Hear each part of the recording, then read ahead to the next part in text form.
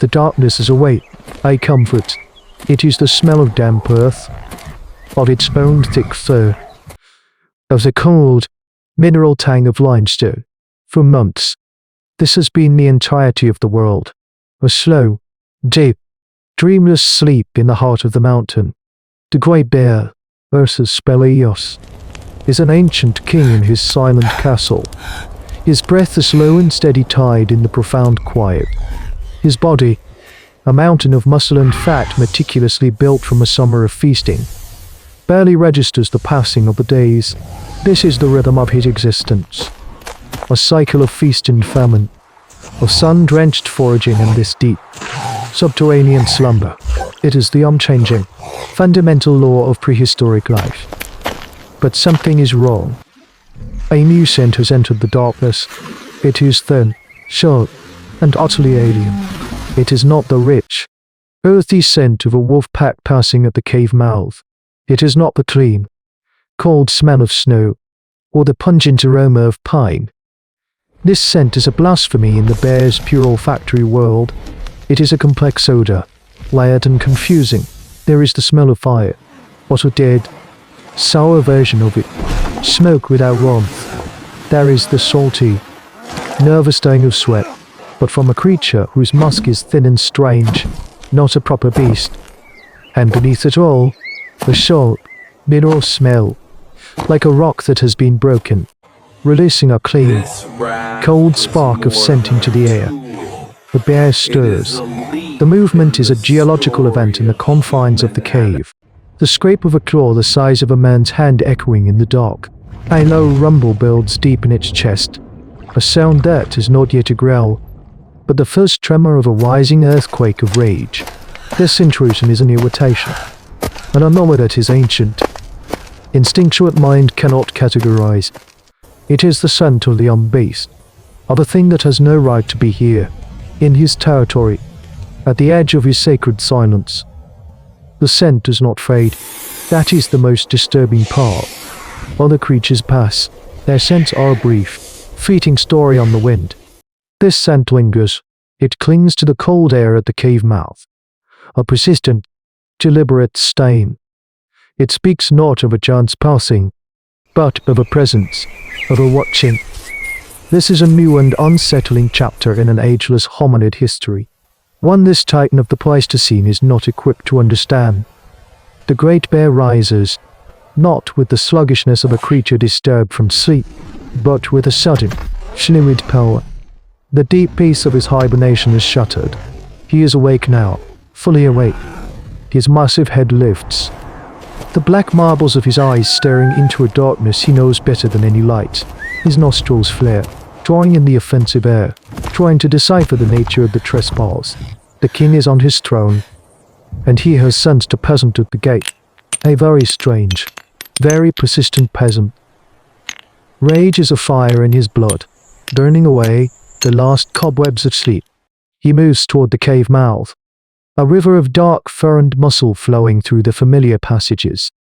The scent grows stronger, a complex and infuriating tapestry of wrongness. He sees them now, pictured not with his eyes, which are poor in the dim light, but with his nose and ears. They are small, impossibly so, shrill, upright figures, their silhouettes thin and weak against the grey light of the winter day. There are perhaps 5 of them. They carry long, thin sticks, and the sharp, clean scent of broken rock. The aculine hand axes of Homo erectus is strong on them.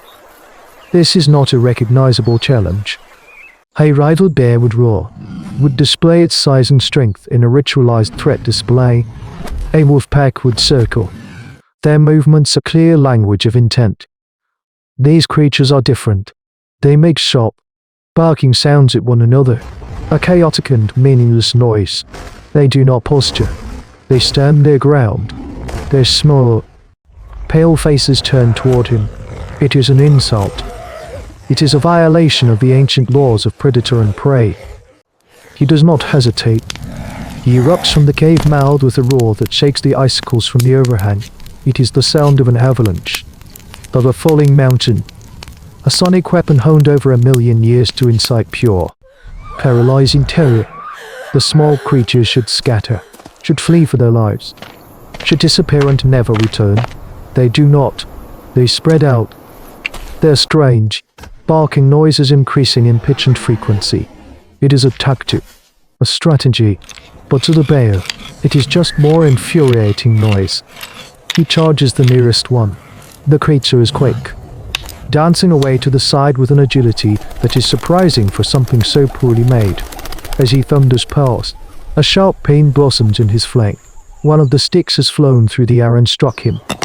It is a shallow wound, a mere annoyance, but it is shocking. It is an attack without contact, a form of magic he cannot comprehend. He spins, swatting at the air where the creature was, his claws carving deep furrows in the frozen earth. They harry him. They do not stand and fight like a proper beast. They dart in and out, throwing their sticks from a distance, their barking sounds coordinating their movements. This is a new kind of hunt, a relentless form of persistence, hunting that relies not on overwhelming strength, but on stamina and a strange, cooperative intelligence. To the bear, it is a maddening, cowardly dance. His rage, a weapon that has served him his entire life, is useless. It clouds his mind, pushes him to charge again and again, wasting his precious energy. He is the most powerful of the Pleistocene megafauna in this valley, a god of flesh and fury, and he is being humiliated by these small, loud, stick-throwing ghosts. The fire in his blood is no longer just rage. For the first time, it is mingled with a cold, unfamiliar current of confusion. He is bleeding, not just from the shallow wounds of the thrown sticks, but from a deeper gash in his shoulder where one of the creatures, impossibly bold, darted in close. The pain is a hot, insistent pulse. His breath comes in ragged, steaming bursts. The small things have retreated, not in fear, but with purpose. They are pulling back, drawing him away from the open ground, back toward the familiar, rocky slopes that led to another, larger entrance to his own cavern system. He follows, his rage overriding his caution. He wants to corner them, to feel their flimsy bodies break under his power. He does not realize he is not the hunter, but the hunted. The terrain favors them. They are nimble, their bipedal stride allowing them to navigate the screened boulders with an efficiency he cannot match. They led him into a narrow ravine, the rock walls rising on either side. The scent of them is overwhelming here, thick with their sweat and anew. Sharp with smell, the smell of their bloodlust. Their focus, the barking sounds change, becoming a single, rhythmic chant. It is the sound of a closing trap. He sees the trap too late. A pile of heavy boulders, precariously balanced on a high ledge. Below it, several of the creatures are waiting, their long sticks held not for throwing, but for bracing. As he enters the killing ground, a sharp cry echoes from above. The boulders fall. It is an avalanche of pure, percussive force. One of the massive rocks strikes his hind leg, and the sound of his own bone snapping is louder than his roar of agony. He collapses, his hindquarters useless, his immense body crashing to the stony ground. He is crippled, but he is not dead. He drags himself forward with his powerful front claws, a wounded god still intent on vengeance. The creatures descend from the rocks around him. There is no more distance, no more thrown sticks. Their faces are close now, their eyes wide and bright with a terrifying, focused light. They hold their spears, no longer sticks, but thick shells of fire-hardened wood tipped with the razor-sharp flint of their ancient tools. They do not attack his head or his armored back.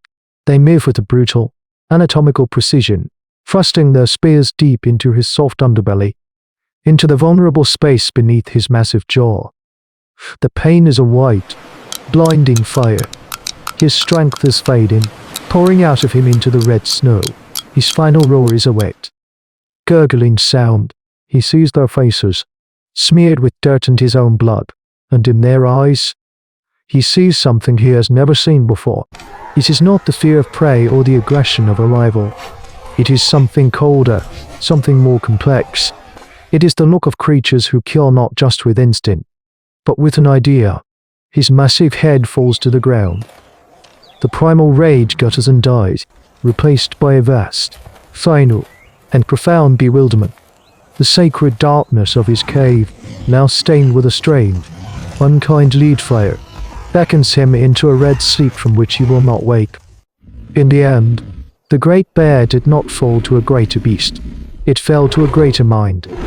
The hunt was a complex act of foresight, communication, and technological synergy, hallmarks of the rising tide of human ancestors. For the bear, it was an incomprehensible nightmare. For the small band of Homo erectus, it was a landmark victory. A feast of meat and fat that would fuel their bodies and brains. A story of triumph that would be told around their fires for generations. This was not merely a hunt. It was a changing of the guard on a planetary scale. The age of primal, individual power was giving way to the age of collective, abstract intelligence. The story, when seen through the fading eyes of the beast, becomes a melancholic elegy for a world that was vanishing. A world where gods of flesh and bone were being systematically replaced by gods of thought and stone. It is a stark reminder that in the grand, brutal narrative of evolution, to be the king of one world is no guarantee of survival in the next. This is the account of the chronicler. Bear witness, and remember. The deepest silence is the sound of a god falling.